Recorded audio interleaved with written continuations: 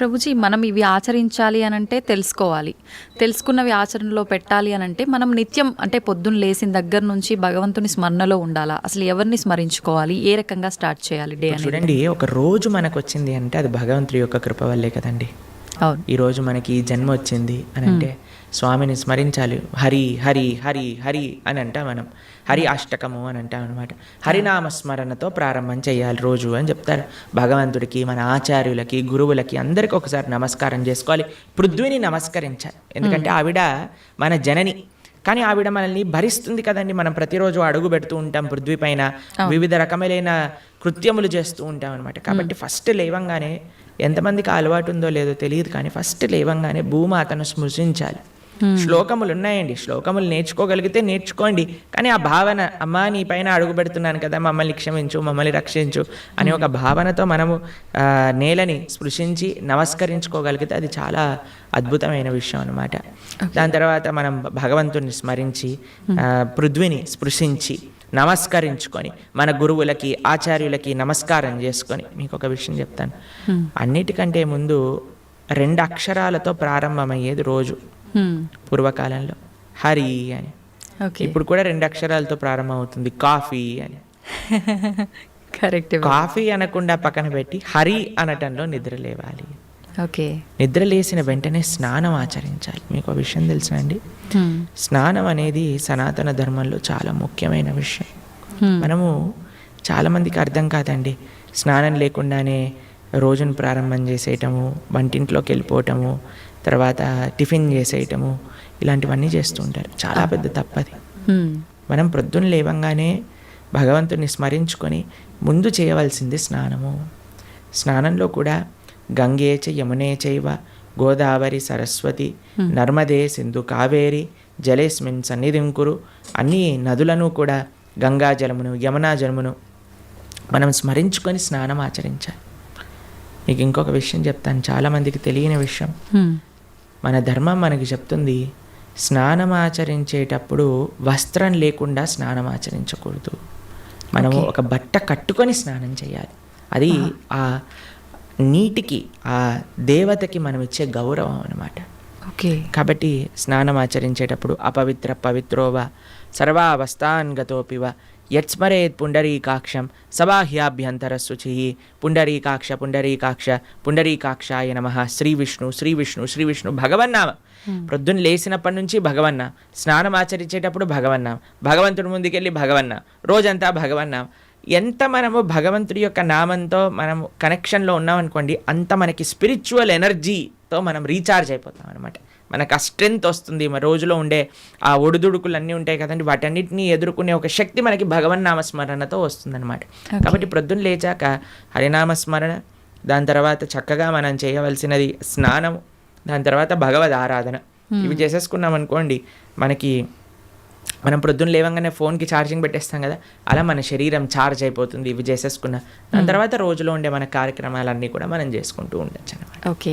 అయితే ప్రభుజీ, మనం ఆచరించే స్నానం ఎంతో ఇంపార్టెంట్ అని చెప్పి మీరు చెప్పారు. అది ఆచరించడం ఒక ఎత్తు అయితే సమయం కూడా ఇంపార్టెంట్ అని చెప్పి అంటుంటారు కదా ప్రభుజీ, ఏ టైంలో స్నానం ఆచరించాలి అని చెప్పి, అది ఎలా చూసుకోవాలి? మనము, మన శాస్త్రాలు చెప్తున్నాయి బ్రహ్మ ముహూర్తంలో నిద్ర లేవాలి అని. అంటే సూర్యుడు వచ్చే ముందు. ఓకే. ఇప్పుడు మీకు ఒక విషయం చెప్తాను. మీ ఇంటికి ఒక గెస్ట్ వస్తున్నారు అనుకోండి, సరే ఈరోజు మీకు పండగ రోజు మీరు ఏం చేస్తారు, అరే ఈరోజు పండగ త్వరగా లేవాలి, త్వరగా లేసుకొని కార్యక్రమాలన్నీ చేసుకొని నైవేద్యాలన్నీ తయారు చేసుకొని మనం త్వరగా ఈ పండుగను ముగించుకోవాలి, అమ్మవారి పూజ చేసుకోవాలని మీరు అనుకుంటారు, అవునా కాదా చెప్పండి. లేదా ఒక గెస్ట్ వస్తున్నారు అనుకోండి, సపోజ్ మీ గురువు గారు రేపు మీ ఇంటికి వస్తున్నారు అన్నారు అనుకోండి. మీ గురువు గారు ఇంటికి వచ్చాక బయట నాక్ చేశాక మీరు లేచి స్నానం చేసి రెడీ అవుతారా? లేదా ఆయన వచ్చే ముందే అన్ని సదుపాయాలన్నీ కూడా సక్రమంగా చేసుకొని పెట్టుకుంటారా చెప్పండి? వచ్చే ముందే చేస్తాం, అంతే కదండి. ఎవరైనా గెస్ట్ వచ్చినా, మన ఇంటి గురువులు వచ్చినా ఎవరో ఒకళ్ళు అలా చేసుకుంటాం కదా. సూర్య భగవానుడు ప్రత్యక్షంగా మనకి భగవంతుడి యొక్క స్వరూపం మనకి దర్శనమిస్తున్నారు. ఆయన ప్రతిరోజు ఉదయించే ముందే మనం నిద్ర లేవాలి, దాన్నే బ్రహ్మ ముహూర్తము అని అంటారు. సూర్యోదయం కంటే ముందు మనం నిద్రలేచి మన యొక్క స్నానాది కార్యములన్నీ పూర్తి చేసుకొని మనం రెడీగా ఉండాలి సూర్యుడిని స్వాగతించడానికి. మన యొక్క భగవన్నామ స్మరణ చేసుకుంటూ మనం రెడీ అయిపోతాం అనమాట. అందుకే సంధ్యావందనాది కార్యక్రమములు మనం ప్రొద్దున పూట, మధ్యాహ్నం పూట, సాయంకాలం పూట 3 పూటలు చేస్తామన్నమాట. ఆయన ఎవరికి చేస్తున్నాము అని అంటే సూర్యమండలంలో మధ్యలో ఉన్న భగవంతుడికి మనం చేస్తున్నాము. కానీ ఆయన మనకి భగవంతుడిని దర్శింపజేసే ఒక ప్రత్యక్షమైన క్యారియర్. ఓకే, కాబట్టి మనం ఆయన వచ్చే ముందే మనం నిద్ర లేవాలి. ఆయన రాకముందే మన యొక్క నిత్య కృత్యములన్నీ కూడా పూర్తి చేసుకొని మనము ఆధ్యాత్మిక కార్యక్రమంలో నిమగ్నమై ఉండాలి. ఓకే, మీరు చూడండి, ప్రొద్దున పూట లేవటం అనేది అటు మన ఆరోగ్యరీత్యా, అలానే సామాజిక పరంగా, అలానే మన ఆధ్యాత్మికంగా, శారీరకంగా, మానసికంగా అన్ని విషయములలో మనకి మంచి చేస్తుంది. అందుకే early to bed and early to rice keeps a man healthy, wealthy and wise అని అన్నారు. కాబట్టి ప్రొద్దున పూట బ్రహ్మముహూర్తంలో నిద్ర లేచి స్నానం ఆచరించవలే. ఇది ప్రతి సనాతన ధర్మానికి సంబంధించిన వారు తప్పక ఆచరించాల్సిన ఒక పద్ధతి. ఓకే, అయితే ప్రభుజీ మనం మాట్లాడుకున్న దాంట్లో ఇంకొకటి భగవంతుడి ఆరాధన.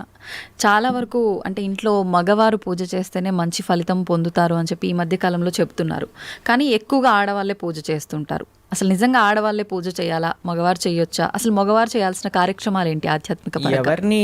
ఎవరెవరు ఉద్ధరింపబడాలి అని అనుకుంటారో, ఎవరెవరికి భగవంతు అనుగ్రహం కావాలనుకుంటున్నారో వాళ్ళు చేయాలండి. మీకు ఒక విషయం చెప్తాను. ఒక మగవాడు పూజ చేసిన, ఆరాధన చేసిన, పుణ్యం చేసిన, పునస్కారం చేసిన దాంట్లో ఉండే 50% ఆడవారికి వెళ్తుంది. ఓకే, ఎంత? 50%. 50%. ఏదైనా పాపం చేశాడు అనుకోండి, దాంట్లో 1% కూడా ఆడవారికి రాదు.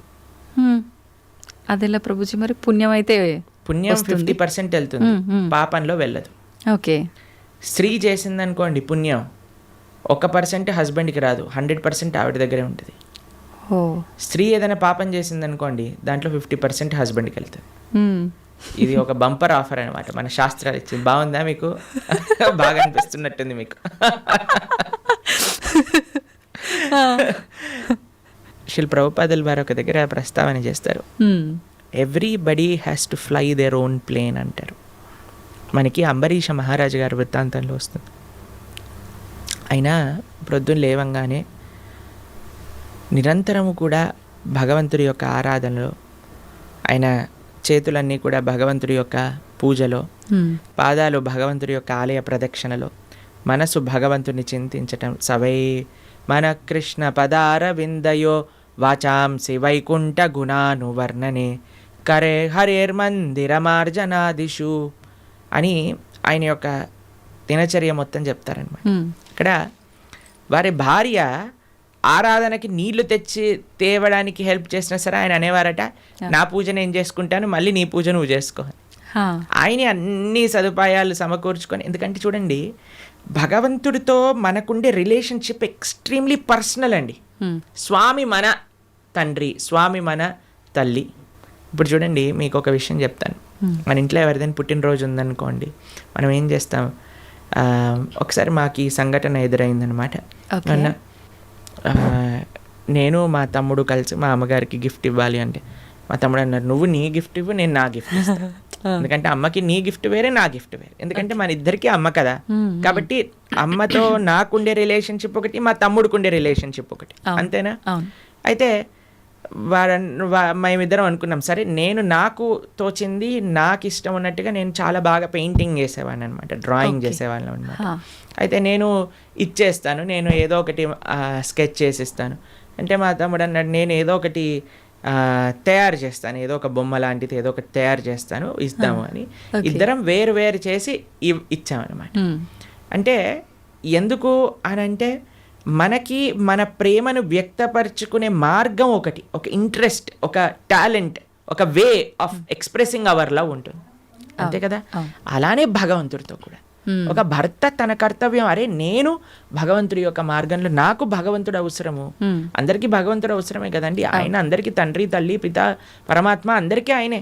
కాబట్టి మనం ఎలా ఆలోచించాలి అని అంటే, ఒక హస్బెండ్ తన ఆరాధన తాను చేసుకోవాలి, ఒక వైఫ్ తన ఆరాధనలోకి సంబంధించిన విషయములని సమకూరుస్తుంది, వంట చేసిస్తుంది, పూలమాలలు కట్టిస్తుంది. దాని తర్వాత వారి హస్బెండ్ వెళ్ళిపోయాక వైఫ్ తన ఆరాధన తాను చేసుకుంటుంది. పిల్లలు వచ్చి దండం పెట్టుకుంటారు, ఏదో అమ్మ నాన్నలకి ఇద్దరికి హెల్ప్ చేస్తారు. అందరు కలిసి ఆరాధన ఒకటి ఉంటుంది, ఒక్కొక్కళ్ళు కలిపి ఆరాధన ఉంటుంది అన్నమాట. కాబట్టి ఏదో స్త్రీలు చేస్తే ఇల్లంతా బాగైపోతుంది అనే భ్రమలో నుంచి బయటపడండి. మీకు 1% పుణ్యం రాదు. కాబట్టి జాగ్రత్తగా మీ పూజ మీరు చేసుకోండి, మీరు బాగుపడాలి అని అనుకుంటే. కాబట్టి పురుషులు తప్పకుండా ఆరాధన చేయాలి. పురుషులు ఆరాధన చేస్తున్నారు కదండి, స్త్రీలు వదిలేయకూడదు. పురుషుడు ఆరాధన పురుషుడికి, స్త్రీ ఆరాధన స్త్రీ, పిల్లల ఆరాధన పిల్లలకి, అందరికి. ఇప్పుడు చూడండి, ఇంటి పెద్ద తింటే మిగతా వాళ్ళందరికీ కడుపు నిండిపోతుందా? లేదు, ఎవరికి వాళ్ళు తినాల్సిందే. అంతే కదండి. మీరు అంటారు కదా, అయ్యా మీరు తినండి, అయ్యా మేము పర్వాలేదు, మీరు తింటే మాకు తిన్నట్టే అని అంటారా? లేదా మీ హస్బెండ్ వచ్చి అమ్మ నువ్వు తినేసి నాకేం పర్వాలేదు, నువ్వు తింటే నేను తిన్నట్టే అంటారా? కాదు కదా. ఎవరెవరికి శక్తి కావాలంటే వారు వారు భోజనం చేయాలి. అలానే మనం కూడా మనకి శక్తి కావాలి, మనకి భగవంతుడి యొక్క కృప కావాలి అంటే మనం భోజనం చేస్తే ఎలా అయితే మనకి శక్తి వస్తుందో మనము ఆరాధన చేసుకుంటే అలా మనకి భగవంతుడి యొక్క కృప అనేది లభిస్తుంది. ఓకే ప్రభుజీ, చాలామంది ఏదైనా మంచి జరిగినా చెడు జరిగినా నా అదృష్టం బాగాలేదు, నా రాత ఇంతవరకే ఉంది, భగవంతుడు ఇలా రాశాడు అని చెప్పి అంటూ ఉంటారు. నిజంగా అంటే మన చేతిలో ఏముండదా మనం చేసే పనులను బట్టి మన లైఫ్ని డిసైడ్ చేసుకోవడం? భగవంతుడు పుట్టినప్పుడే అవన్నీ డిసైడ్ చేసి ఇలా అని చెప్పి చూస్తాడా? మనకి ఒక సర్కమ్స్టెన్స్ ఇస్తాడండి భగవంతుడు. చాయిస్ ఎప్పుడు మన చేతుల్లోనే ఉంటుంది, మనం ఏం చేయాలి అని. ఫర్ ఎగ్జాంపుల్ మీకు ఒక విషయం చెప్తాను. ఒకరికి ఇల్లు రాసుంది, ఒకళ్ళి ఇల్లు మీకు మీ జీవితంలో కలుగుతుంది అని రాసుంటుందండి. కానీ ఆ ఇంట్లో ఏం చేస్తారనేది మీ చేతుల్లో ఉంది. ఓకే, ఇల్లు వస్తుందనే వరకు మాత్రమే మన చేతుల్లో ఉంది. ఇంట్లో ఏం చేస్తాం, మనం ఒక చక్కటి పూజ చేసుకుంటామా, పునస్కారం చేసుకుంటామా, లేదా 10 మందిని పిలిచి మందు పోసి డాన్స్లు వేస్తామా అనేది మన చేతుల్లో ఉంది. మీరు కానీ మంచి ఆరాధన చేసుకున్నారనుకోండి, ఆ పుణ్యాన్ని బట్టి మీకు నెక్స్ట్ ఏమవుతుందో రాసింది. లేదు మనం తప్పు చేసామనుకోండి, ఆ తప్పు బట్టి నెక్స్ట్ కర్మ ఏర్పడుతుంది అనమాట. What is return is what you will get. మనకేం వస్తుంది అని, దాంతో మనం ఏం చేస్తాము అనేది రాసలేదు. అది మనకు వదిలేశాడు భగవంతుడు. మన విచక్షణతో మంచి మనస్సుతో మనం దాన్ని ఆచరణ చేయాలి. అంటే మన చేతిలో ఉన్నట్టే 100% మన చేతుల్లో ఉంది. ఇప్పుడు అంటుంటారు కదా, పరిస్థితులను బట్టి ఇంట్లో వాతావరణాన్ని బట్టే పిల్లల బుద్ధులు కూడా అని చెప్పి. ఇప్పుడు ఇది కూడా అలాగే భగవంతుడు మనకు ఒక ప్లాట్ఫామ్ ఇచ్చి వదిలేశారు. ఎలా అనేది మన చేతుల్లోనే ఉంది. ఇప్పుడు మీకు ఒక ఫోన్ ఇచ్చారనుకోండి, ఫోన్ ఇచ్చారు, ఫోన్తో మీరు ఏం చేయొచ్చు అనేది మీ చేతుల్లో ఉంది. ఒకళ్ళు ప్రవచనమైనా అయినచ్చు, లేదా పిచ్చి పిచ్చి సీరియళ్ళు సినిమాలైనా చూడొచ్చు. ఫోన్ రావటం మన చేతుల్లో ఉంది, దాంతో ఏం చెయ్యాలి మీ చేతుల్లో. ఇప్పుడు మీరేం చేస్తారు, పిల్లల్ని స్కూల్లో వేస్తారు, మంచి స్కూల్ చూస్తారు. అరే ఈ పిల్లలు మంచి చదువుకోవాలి, మంచి స్కూల్లో చదువుకుంటే వాళ్ళు మంచి మార్గంలోకి వెళ్తారు. కష్టమైనా ఏదైనా సరే కష్టపడైనా సరే వాళ్ళని మంచి స్కూల్లో జాయిన్ చేస్తారు. మంచి స్కూల్లో జాయిన్ చేశాక వాడు చదువుతాడా లేదా అనేది ఎవరిపైన నిర్ధారణ పడి ఉంటుందండి? వాళ్ళపైన. ఒక స్కూల్లో ఒక టీచర్ 10 మందికి ఒకటే రకంగా చదువు చెప్తుంది, కానీ ఒక్కొక్కరు ఒక్కొక్క విధానంగా చూసుకుంటారు. ఎందుకు? వాళ్ళ శ్రద్ధ బట్టి. ఓకే, అలానే మన జీవితంలో కూడా ఏమీ నీ దగ్గరకు వస్తుంది అనేది రాసి ఉంటుంది, దాన్ని ఎలా యూస్ చేస్తావు అనేది నీ చేతుల్లో ఉంది. ఓకే ప్రభుజీ, అంటే దీన్ని ఆధారంగా తీసుకుంటే అంతా మంచిగా ఎక్కువ డివోషనల్ సైడ్ ఉండి అన్ని మంచి పనులు చేసి న్యాయంగా ఉన్న వాళ్ళు కూడా చాలామంది ఇబ్బందులు పడుతున్న వాళ్ళని కూడా చూస్తున్నాం కదా. మరి భగవంతుడు అలాంటి వాళ్ళకి ఎందుకు సపోర్ట్ చేయడంటారు?